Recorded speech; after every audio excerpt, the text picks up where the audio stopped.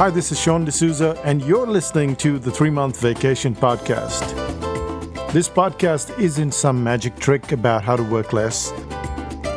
Instead, it's about how to really enjoy the work that you do and to enjoy your vacation time.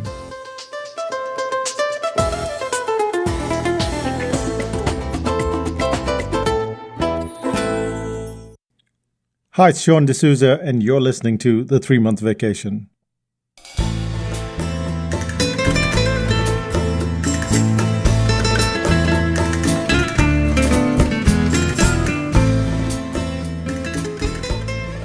If you were to ask someone to say sorry in Spanish, they would say lo siento. And to anyone speaking Spanish, that's just sorry. And yet you, an English-speaking person, would translate that as I feel it.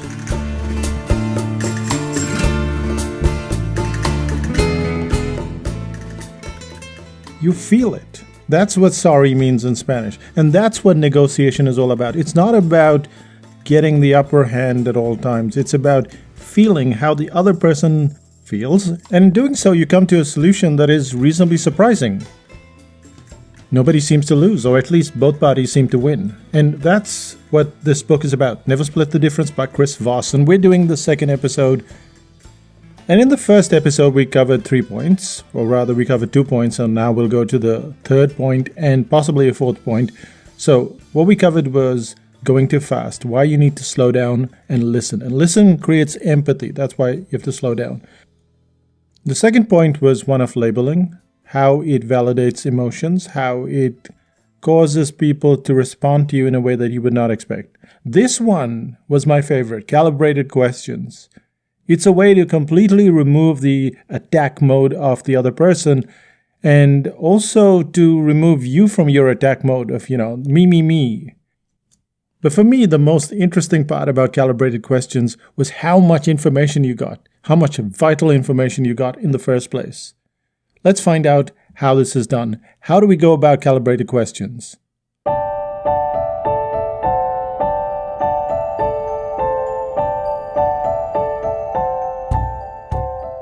If you're a cartoonist and you want a job as a copywriter, how do you get that job?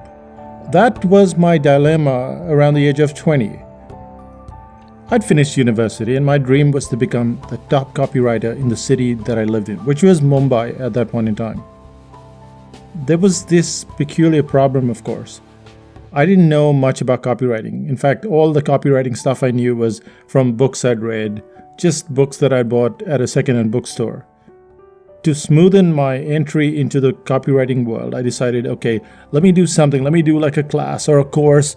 And so that's what I did.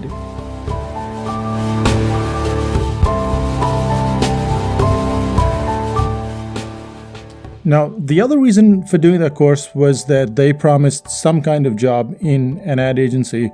And I thought, well, that gets me through the door. But it was just a hot air promise. No one I knew on that course got a job, or not at least one with the big agencies. And I was 20 years old. I was pretty impatient. So here's what I did. I called up several agencies, and one ad agency agreed to see me. And I can't remember the details clearly, but I know that I was sitting in front of the creative director, and this creative director was leafing through my cartoons.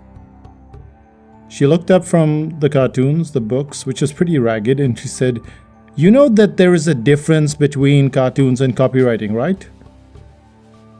I admitted I knew the difference, but as most negotiators will tell you, there is a way to get into any negotiation and to get out of it, if you know what to ask. When FBI and other international negotiators get on a scene, that situation is already out of control. Their job is somehow to get that nutter to give up hostages, to surrender, to not kill anybody. In short, their job is simply to win in a situation where winning seems implausible, it even seems impossible. Which is why Chris Voss talks about calibrated questions. Calibrated questions are easy to dismiss as everyday open-ended questions, but they're pretty precise in how they get the discussion moving forward. They're designed to acknowledge the other side. Lo siento, I feel it. That's what they're supposed to do. And once that acknowledgement is achieved, calibrated questions get you to introduce ideas. To introduce ideas and requests that would generally seem pushy. It edges you forward. Instead of getting all heated up, a question that's calibrated swings the problem across to the other person.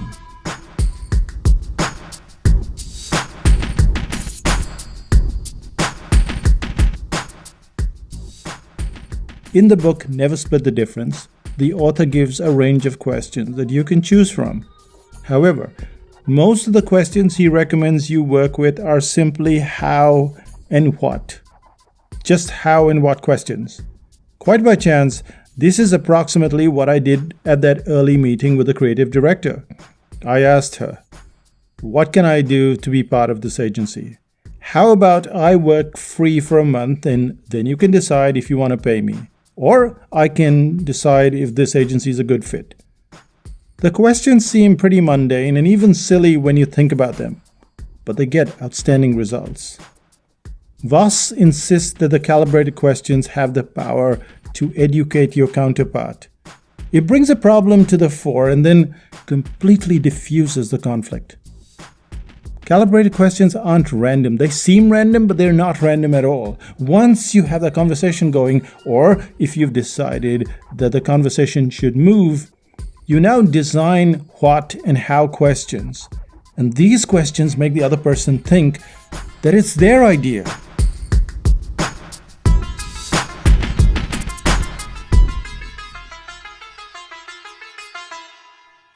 Now, if you think that I had the intelligence to work out these calibrated questions when I was 20 years old, I didn't. I just blurted out some what and how questions, and I was hired. Notice how I went into this situation. The situation was almost impossible. I was a cartoonist, I'm getting into copywriting. It's almost a bizarre situation, and yet I got into Leo Burnett, which is one of the largest agencies in the world. The same kind of questions also apply to most negotiations because they get the other side to explain their situation. So you start with what and how, and you completely avoid the why. A why question is extremely confrontational. So barring rare situation, which Voss describes in the book, you just stick to what and how questions. And if you remember our fence problem, our boundary issue from the previous episode, you'll know that we had a problem that technically could not be solved. Their boundary was on our side of the fence. But here are the questions I asked the builder. What about this is important to you? How can I help to make this better for you? How would you like me to proceed? How can we solve this problem? What are we trying to achieve here? How can we look this in a completely different light? What if we could put a hedge here instead of a fence? Now notice the tenor of those questions. They're all about the other person. It's all about their agenda. Suddenly, you almost appear subservient. You're not even asking, what can we do to make this better?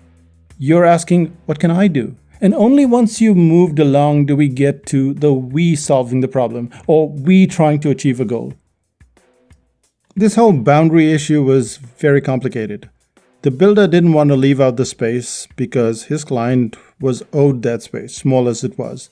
The client didn't want the area to become a problem because she was going to develop and sell the property. Who knows who would take over that property and what complications would arise because of that small space.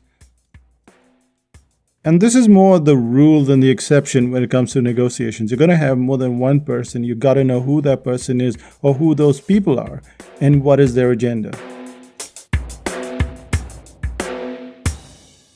When the builder walked in at about 8:30 that morning, he said that he was sorry. He couldn't help in any way. He didn't want to do stuff, but there was no way out. And by the time he left, he had a whole bunch of solutions that worked both for him and for us. The trees at the far end weren't going to be touched. The apple and the pear espaliers, which grow on the fence, will be removed in the dormant winter season in June. Even the big tree that's in the way will have a skirting around so that it doesn't have to be cut down. In short, The builder got precisely what he wanted, including every inch that was on his client's property. And we got our trees, our fence, and yes, there's some minor inconvenience, but what a good solution, wouldn't you say? The calibrated questions led the way at all times. As we went through the questions, he showed me his plans, he explained his situation, he worked with me. And though we went for the win and not the win-win, both of us ended up getting whatever we wanted, and without any fuss, without any aggression.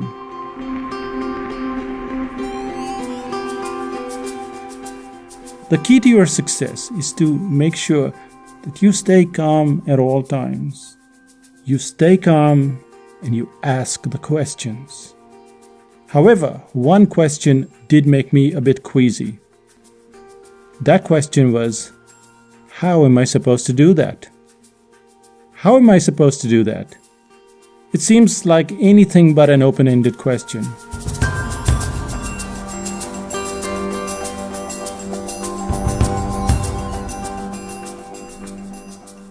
To me, that question is odd in the sense that the other person is likely to say, I don't know, you figure it out. However, that's not what happens. Once I went through all the above questions, I wanted to make sure that I tested out this question as well. So I blurted it out and I said, how am I supposed to do that? But I didn't say it like, how am I supposed to do that? It was like, it was subservient. It was, how am I supposed to do that? So the tone was very important. But instead of telling me to go take a hike, the builder was even more helpful than before. We came to a solution both of us loved, and then we went on our merry way. The next time you're in a negotiation, use just 3 of these questions if you want and see how they work like magic. However, I would add a 4th one because it helps that creative aspect. It helps the other side come up with a slightly different point of view, especially if you give an example. So here are the 3 questions again, and then there's the 4th one, which is the creative one, which I added to the mix. So the first one is, what about this is important to you? The second one is, how can I help make this better for you? The third one is, how would you like me to proceed?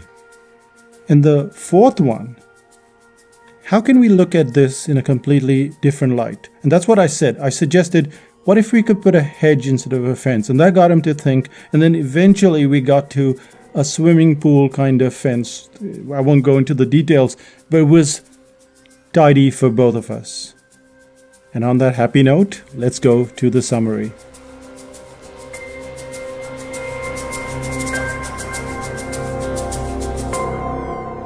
What did we cover in these 2 episodes? The first thing that we covered was the factor of going too fast. You need to slow down and listen. The moment someone feels listened to, their entire attitude, their aggression, everything comes down, and it becomes a completely different environment to work with. So you want to slow down, you want to listen, and that's the first thing that you need to do. The second thing, and this moves the conversation ahead, is you start to label. As I said, I spoke to the person, I said, this seems like a bad situation, this seems like a messy situation for you, and they agreed. I labeled the situation, and that's what you need to do. You need to find the emotion, you need to label that emotion, and that enables them to say, oh, this person understands me, which you do, by the way. This is not like a game. You're actually getting into the mindset of the other person. You're actually doing a lo siento. I feel it. I know it. Not I know it. I feel it. And that's what you're really doing. And the third thing, which is what we covered today, is calibrated questions.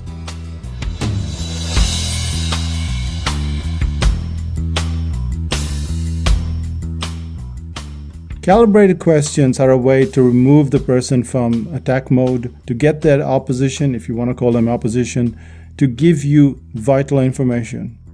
But the questions are such that they are like what questions and how questions and no why questions at all. You ask the questions and then you remain silent, and they give you what you need to help them achieve what they want. It's a bizarre situation. I can't explain it. All I can tell you is that it works, and if you're negotiating, this is what you need to do. This is the book you need to read. However, let's talk about using it like the brain audit and why there is so much of a similarity with the brain audit.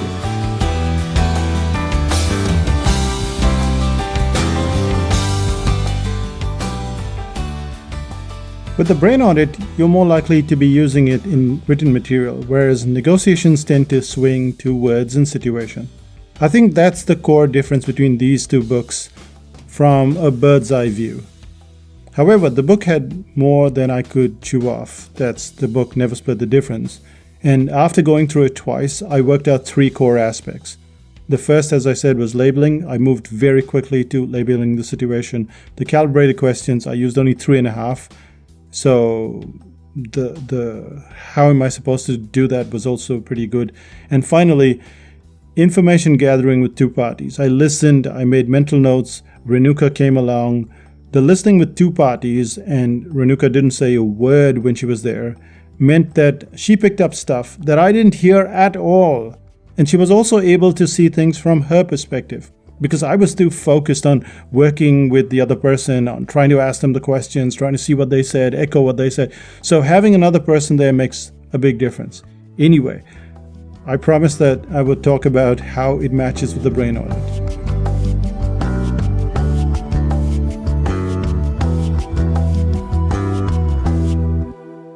Often when you read or listen to a book, the information either seems to be old or new. Old as in, this is slightly boring, or at least it's not very groundbreaking. Or new in the sense that you're learning nuances and you have to pay close attention. For instance, there's a tiny nuance in the calibrated questions, which I talked about earlier, which is, how can I make this better for you? And then it moves to how we can solve this problem. The nuance is so tiny that you might miss it if you're not paying close attention, or unless someone points it out. Either way, whether you consider the information to be old or new, you're always working out how you're going to implement this information into your own life, your own chat with your client, or when you have to negotiate something. Which is why when I listened to this book for the first time, I missed out most of the information. And then the whole fence dispute started up, and I was instantly focused on trying to speed up the learning. I wanted the implementation to happen. So I downloaded the Kindle version of the book and I marked it up, and I have special software for the iPad, which I'll cover in a future series. Even though the negotiations are mostly over, I'm listening to this book once more. Even so, I didn't realize how much this book fit with the brain audit until I was being interviewed for another podcast. During the podcast, me being me, I stopped talking about the brain audit and I went on to talk about Never Split the Difference. And I realized something really cool. The books are almost identical from a bird's point of view. Let's see what the author Chris Voss really says.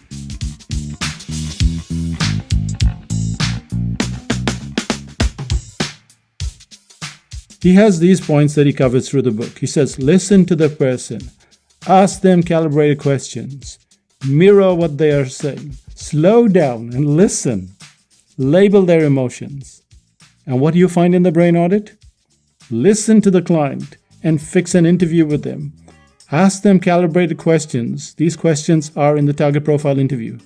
Mirror what they are saying by writing down their exact words on the sales page. Slow down and listen. Don't talk, just ask the questions in the interview. Label their emotions. How does it make them feel? Do they feel like a hostage in any way? Why do they feel that way? Now, who would have thought that the brain audit, at least it seems like this, is almost identical to FBI procedure? It seems you have a target profile, you ask them their problems, you listen carefully to their version of the solution, you write it down on your sales page, mirroring, slowing down, listening all the time. And then you finish the first section of the book and you get the attention of the client. So the brain audit really comprises of 2 parts. One is the getting attention, and then you move to reducing risk. And in Never Split the Difference, Voss talks about the objections, how you need to destroy those objections and therefore build trust. Objections are risky. They create risk factors, and removing them becomes a crucial part of dealing with people who are simply not seeing things your way. You may not see the similarity between a kidnapper and a client, but they're both in objection land, and their objections need to be reduced or possibly diffused completely.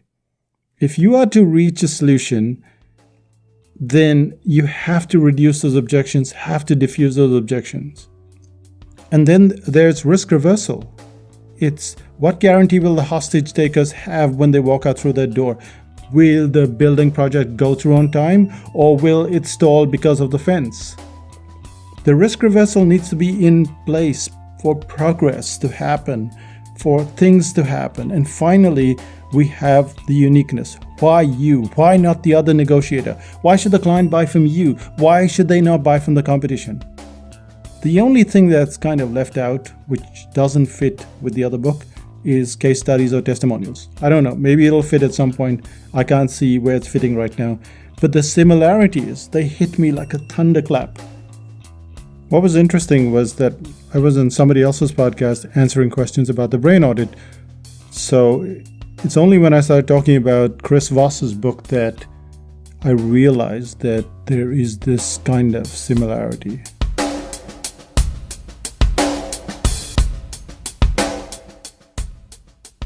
I think both the books are remarkably similar in many ways, and that it would do you good to listen and read both the books. Of course, they're both very cool, but they're result-oriented. They get you and your client to a common goal, whether it's a negotiation over the fence or it's a conversion on your sales page. And that brings us to the end of this podcast. So what's the one thing that you can do today?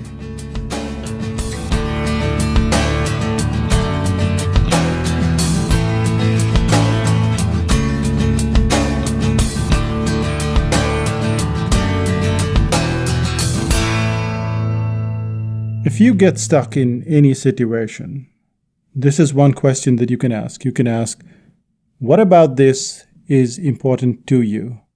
Now you can try out this question with your partner. You can try it out if you're in a university. You can try it at work. You can try it anywhere that you meet someone. Just ask them, they're talking about something and you say, what about this is important to you? And watch how they give you all the information. And you just have to be quiet, of course. That's the main thing. You can't go blah, blah, blah, because that's the end of it. Negotiation is about being quiet, asking the question, then going quiet. That's the whole point. And what about this is important to you? And you've walked over to their side, and they give you a whole bunch of information that you might not want right now, but it's good practice for you. That's me, Sean D'Souza, saying bye for now. Bye-bye. Oh wait, what's happening in Psychotactics Land? What's happening in Psychotactics Land is the article writing course on the 6th and 7th of April. On the 6th of April, 5,000 BC members get to sign up for the live course. The live course is the course that's held online. You are in a forum, you are in groups, you may not like groups, you have not experienced groups like we do at Psychotactics. They're very small. They work really well, and you know something, you can take my word for it, or you can read the prospectus. The prospectus talks about how people hated groups, how they were not ready to be in groups, how they were not ready to do this and not ready to do that, and not be in a forum and not do that, and how the article writing course, in the way it is structured, or the way the course is structured, it shows you a method of learning that is just completely different from what you encounter online. And some of the people do the course just so that they can learn how we conduct courses. So that's an added bonus if you're going to be doing your own courses online at some point in time. However, if you just want to learn the skill of article writing, because you have to use it. You have to use it for articles. You have to use it if you're writing a book.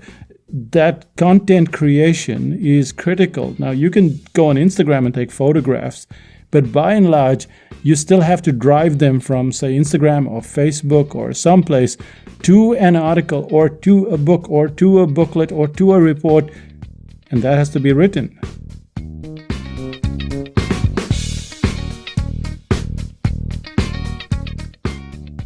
And that's what the article writing course is about. So the live course is going live, or the seats are being sold on the 6th of April. That's for 5000 BC members. On the 7th of April, for everybody else, if there are any seats left. There are only 25 seats. We will not do 26. That you can be sure of. This is not some kind of gimmick where we go, oh, wait, there's the 26th seat or the 27th seat. No, we stop at 25. On the 12th of April, the home study. That's for people that want to work on their own pace. Of course, there's a different price for the home study. It's a lot less expensive than the main course. But you can decide for yourself. And how do you decide? You decide in the best possible way. You get goodies. This is not any funnel or anything. These are just goodies. So you get a bunch of goodies, and it teaches you how to write better. And for that, you have to go to psychotactics.com/AW-goodies. So that's psychotactics.com/AW-goodies. AW stands for article writing. There you go. You've got your goodies. And of course, if you want first preference, then you have to get into 5000 BC. Now, the thing about 5000 BC is not just the first preference bit, but it's also where you can ask your questions, get the answers. And unlike other places where, the owner of the site itself is just gone to do some other project, some other sales pitch, some other thing, well, I'm around. And you will find that out for yourself when you become a member of 5000 BC. We're a whole bunch of introverts there. Not me, I'm the extrovert. But everybody else, most of the people are introverts. There's no pitching, there's none of that nonsense. So it's a place where you have to be kind, be helpful, or be gone. So that's 5000bc.com. We'll see you there.